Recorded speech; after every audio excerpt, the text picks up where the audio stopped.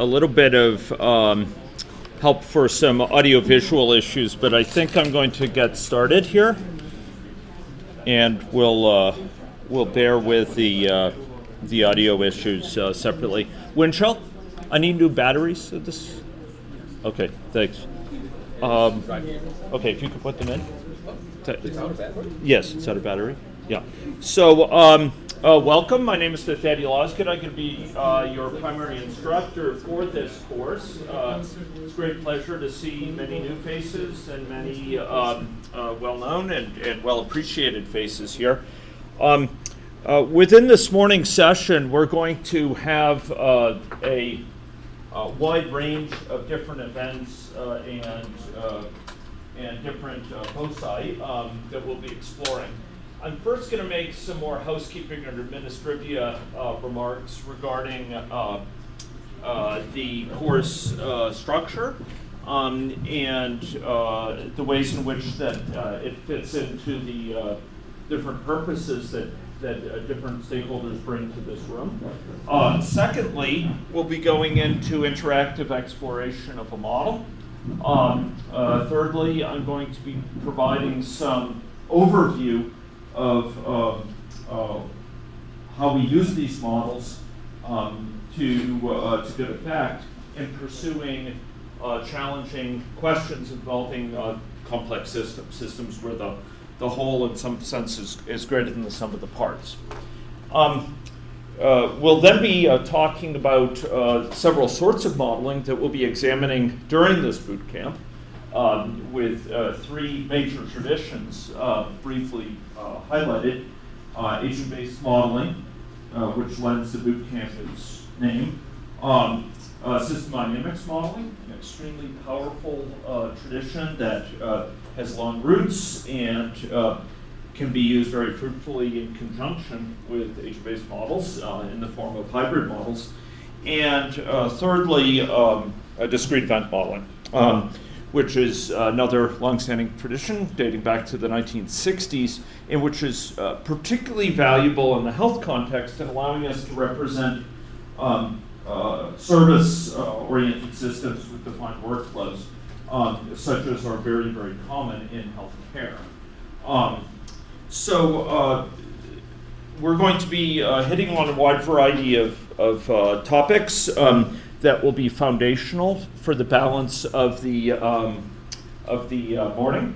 And in the final part of the morning, we have arranged for you a degree of eclipse viewing,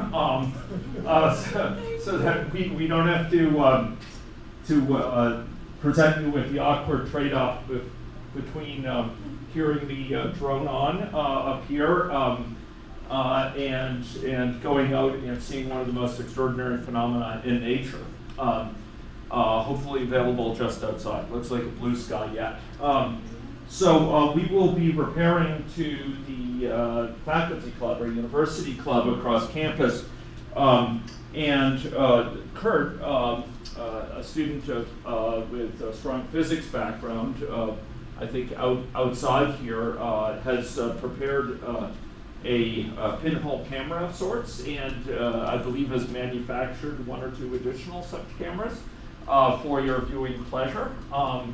And hopefully you'll be able to secure strong guidance from his oversight and yet preserve your sight for the balance of the boot camp. So we're going to try to work with the constraints that nature has imposed on us on the timing of that eclipse. And following lunch, we'll go on to a set of discussions involving planning and conceptualization of models. Now, this boot camp has a couple major goals for it. So one of the foremost goals is to convey a sense of the capabilities, the strengths and limitations associated with agent-based and hybrid models that are the focus of this boot camp.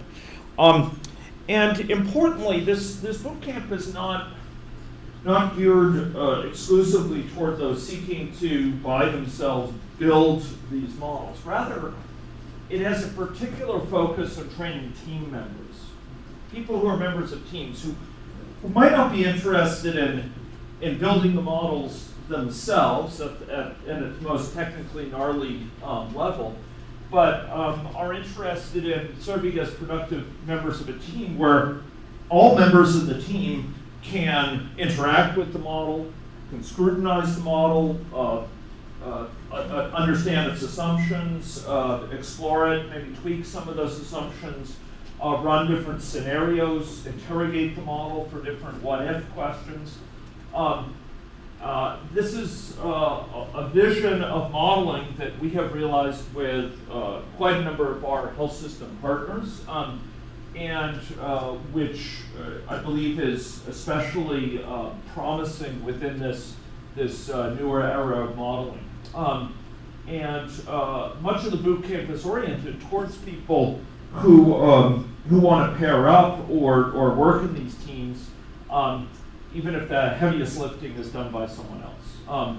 We're also interested in helping create informed consumers of these models. So if you have to serve as a grant reviewer or reviewer on a paper, so that you could look at a model and get a sense of the degree to which good modeling practices have been followed, whether the model seems to hold water or is problematic in terms of its approach to the problem. Recognize a couple of common limitations or failure modes of models. We are interested for providing aspiring modelers, the people actually interested in building the models with hands-on familiarity with the capabilities and function of any logic and sufficient exposure to programming to navigate such models. But many of those functions are also fruitful in helping team members. We're going to provide a little bit of theory and practice related to hybrid system science models. And very importantly, this boot camp has as a central goal the provision of help at conceptual, tactical planning, and operational delivery at building models. And one of the most important things we can provide to you in the course of this week is, I believe, an early start in your models so that when you're working with those first few challenges and building up a modeling process, a modeling project, there's resources all around in the form of broader expertise, in the form of detailed technical help to get you started and to confront the challenges that you have in your particular area. Okay, so a couple notes on the schedule. On most days, the schedule incorporates hands-on lectures, project work, and discussion period for questions and more advanced requests. There's actually a fair bit of flexibility, particularly in the latter part of the day, to allow for people to explore multiple topics. The hands-on lectures will predominantly be delivered in this room, but there's going to be a number of sessions for those who are more interested in serving as modeling team members and less interested in exploring more technically deep aspects of model building.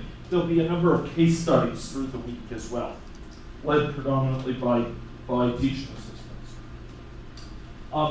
Projects are the project work is assigned a large fraction of the schedule, particularly the afternoons, and there will be some comments about that I'll be offering in just a moment, but it will take place in this room as well as in a number of other rooms on this floor. I do anticipate some schedule evolution due to student interest expressed and feedback, which I really strongly encourage. If you see something that you'd like to hear more about in the schedule and it seems to be relegated to a small area, or if there's things you don't see in the schedule you'd like to see covered, please bring that forward.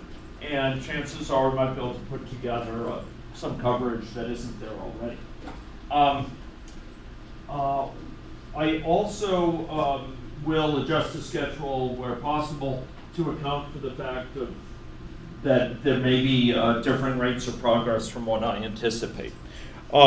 We have been offering this for a number of years, and the schedule reflects learning, but each group is a little bit different. So the emphasis here is on making sure this schedule is adapted to your needs, and really making sure that these opportunities meet in person with TAs, with people like myself. And Jeff, do you want to raise your hand here? Jeff McDonald is maximized. We also have a few advanced TAs who will be engaged in roving behavior. Winchell, do you want to stand up and raise your hand? Winchell is an extraordinary technical resource who will be shifting between multiple projects. And Kurt Kruger, who was here briefly for delivery of eclipse viewing machinery, but I think may have left, will also be serving some in that capacity. So I'd like to encourage people, while I've provided you with dozens and dozens of slides, of lecture slides, I'd like to suggest that you try to review this material on your thumb drives or on resources I'll be providing in just a minute online, recognizing that not all of it we're going to be able to deliver here in the lecture, but if you see something that we're not covering and you want to see that covered, glad to do that. Oh, okay. I thought I got all the elements here, but it looks like I missed that. So with resources, I provided a number of resources, and they are indicated on the boards here as well as on the slides. The board will keep up that for a longer part of the boot camp. Course materials for this boot camp can be found here. They can also be found on your thumb drives. I understand you folks have all received wrist mounted thumb drives. That's great. Those provided a snapshot as of yesterday. We're going to be updating them over time, but these bootcamp materials will be quite key for accessing a lot of the important curricular elements of this course. Now, if you go to this URL, this ABM Bootcamp Materials, or if you look on your thumb drive, you'll find a number of subfolders there. And we'll be seeing that later. These subfolders include step-by-step exercises, which are guided. Click here, click there, drag this here for common tasks and any logic. It includes hands-on references that provide guidance on to do this, undertake this task, this other thing. Click on this button or use this menu item or what have you. We have lecture slides, a draft of them. We also have a wide set of example models for any Logic 8, dozens and dozens, all focused on the health area with some mechanism examples.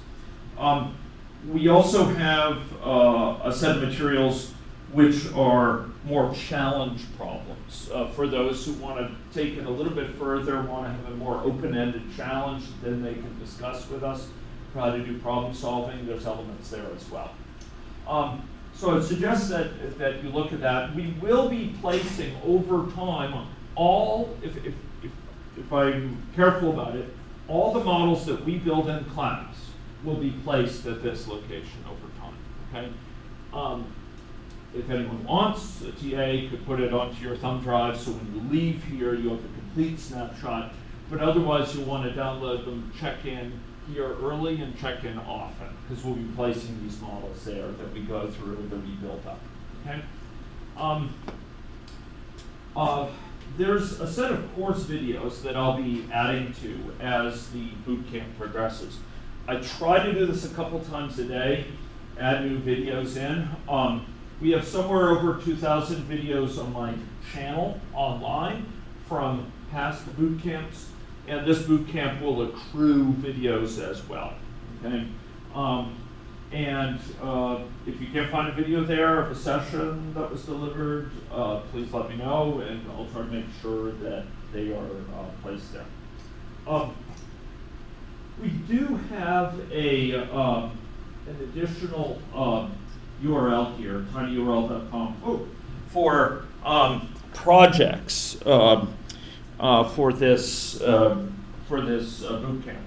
We took a close look at your responses to the pre-survey. Thank you very much for filling that out. And we tried to match up good TAs to projects. And there's still some question marks in there. But as I said, one of the most important goals of this boot camp is to help you go away with a model that's as broad, as far down the pipe as possible in the course of these 6 days. And we've tried to identify TAs who have a particular background of interest or skill set that they can bring to the table, particular knowledge base. So if you go to this bootcamp projects, you can fill in additional information if you'd like to, course descriptions, etc. We're operating largely off of what we've been able to cobble together from the pre-survey and from talking to people. So if you go there and add things in, you'll also see something about the TA who we've kind of picked out as perhaps most appropriate, and I'm going to be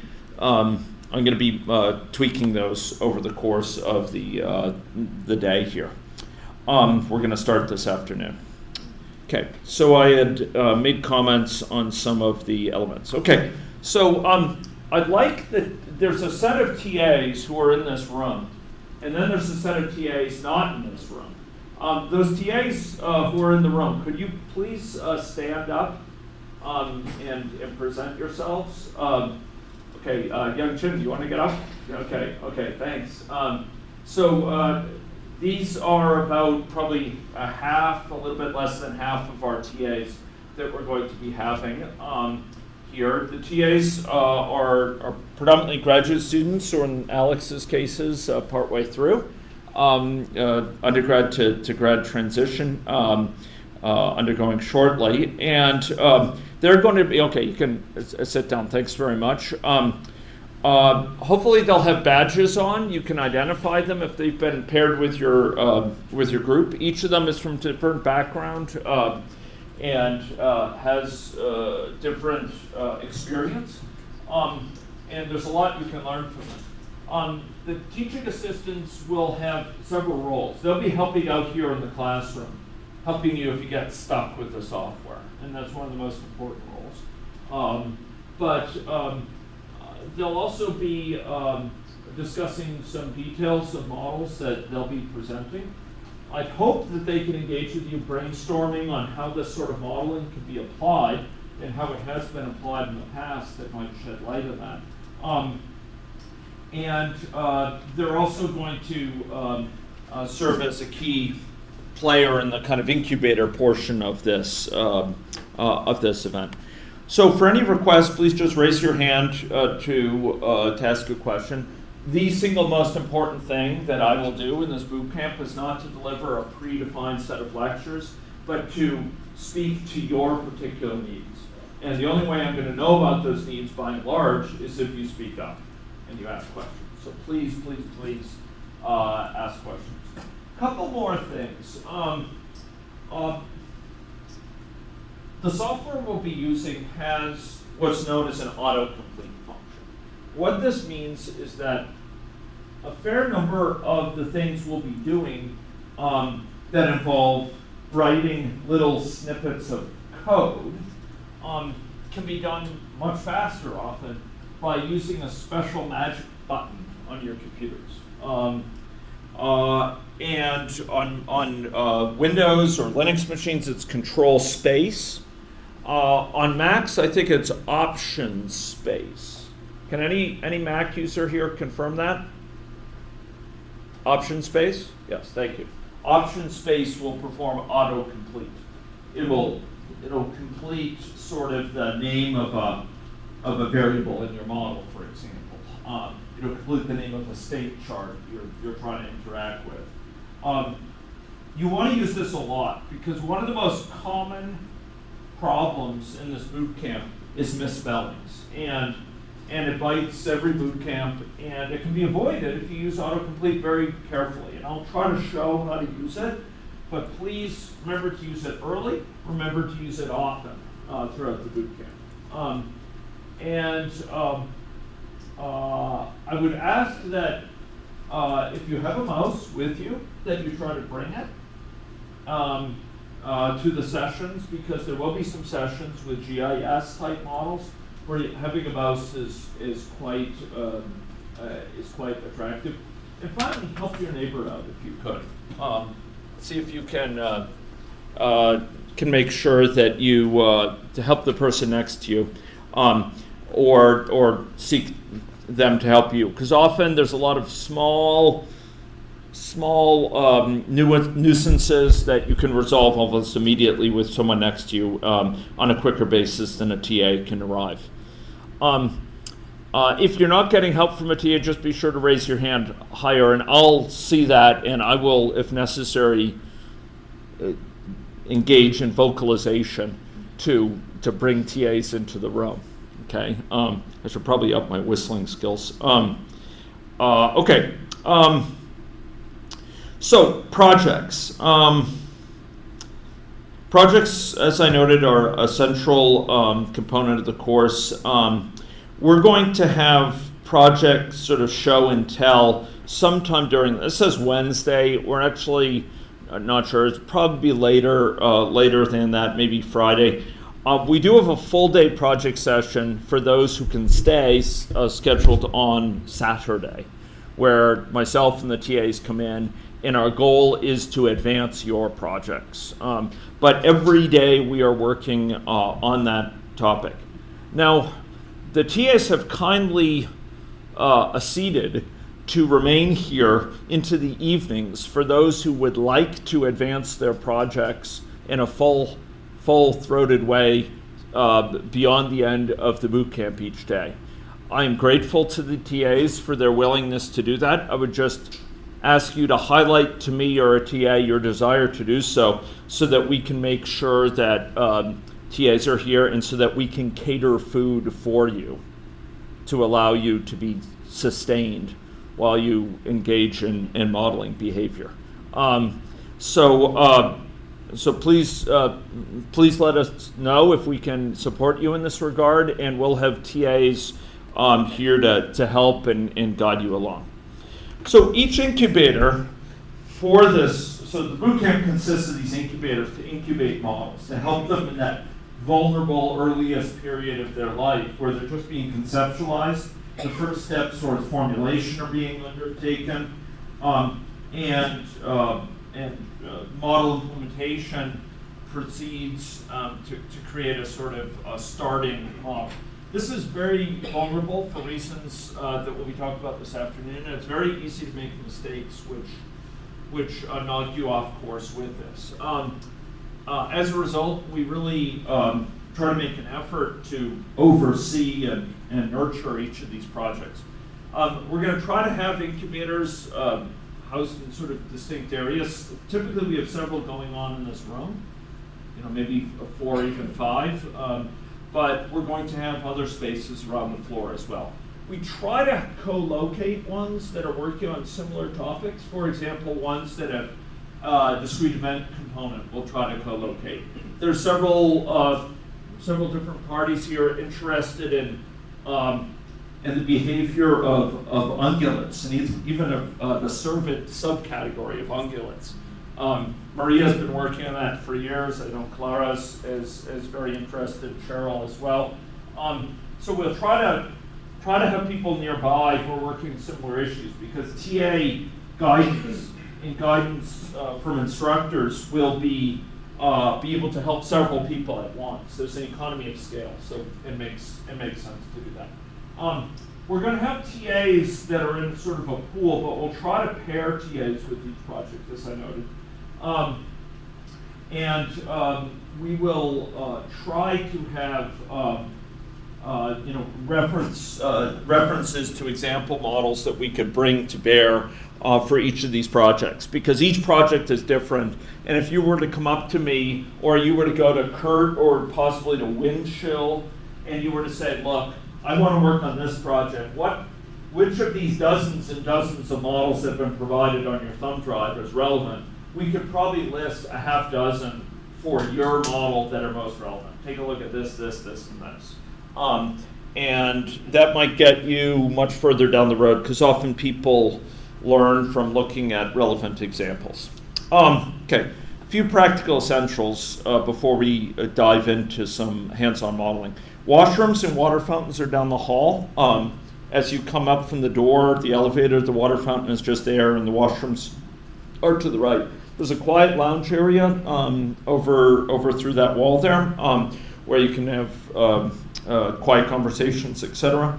The Google Drive site, as I noted, has lots of pieces, and there's special purpose rooms around this this area that we'll try to guide you to. Okay, so this year we have kind of minimalist snacks in the morning outside here, and we're going to have the faculty club have our lunches over there. This year we've decided to have the case studies not over the faculty club. It allows lunches to be a little bit shorter. Dinners will be on your own, except if you want to eat here while working on models, we'll provide the food to do that. Okay, all the machines here are installed with the latest AnyLogic.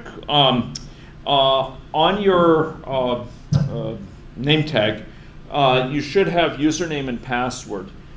These are written in a columnar format, so rather than by rows. So the first column, the bottom of the first column will give your username, the bottom of the second column will give your password.